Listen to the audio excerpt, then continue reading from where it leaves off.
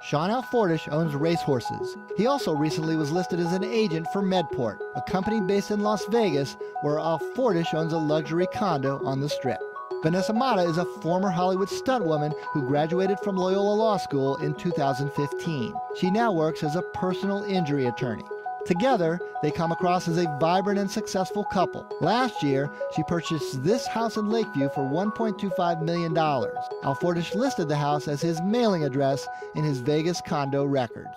So how is this local couple part of the sprawling federal investigation into 18-wheeler accidents being scrutinized for possible fraud? Court records show that Mata has accumulated more truck accident clients in a shorter period of time than some long-established attorneys whose advertisements have made them household names. We're not talking about the billboards.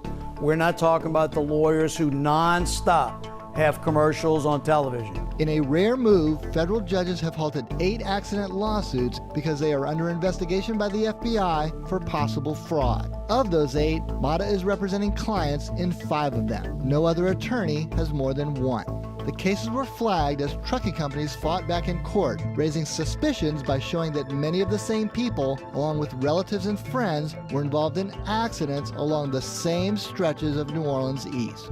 How does someone just out of law school, and I say just 3 years ago out of law school, accumulate all of these same type cases? Mata's companion, Alfordish, used to be an attorney before he was disbarred. He served 28 months in prison after pleading guilty in a federal fraud case.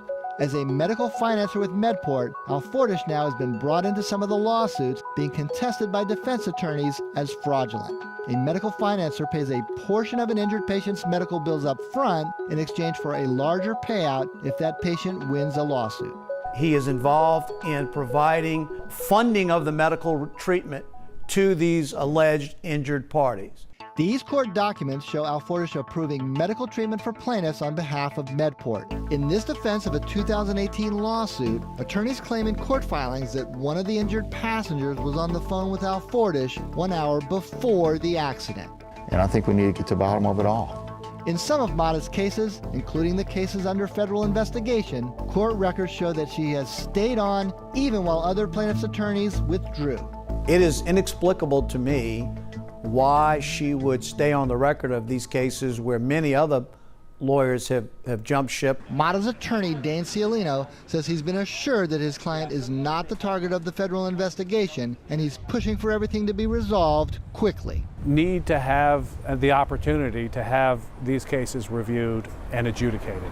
Right now, it's a swirl of allegations, rumors, but there's been no judicial finding by anyone that any fraud has been committed by any of these lawyers. So is there a rash of accidents being staged, as the trucking companies claim, or are the similar circumstances just a matter of coincidence?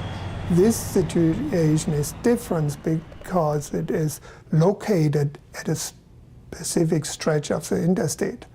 Yeah, it's not sprinkled throughout. We took that question to LSU professor Helmut Schneider, an expert in accident analytics. He says there are well-established statistical findings that staged accidents have more passengers than other accidents, part of the scheme to collect as much as possible in a lawsuit.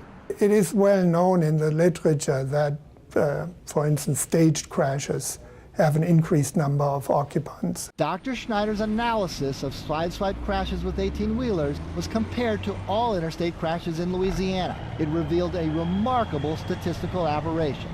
The average number of occupants in all of these crashes is 1.4. It hasn't changed much from year to year. There are 1.4 occupants in a car in a crash. But the average number of passengers in New Orleans is nearly double that, 2.66.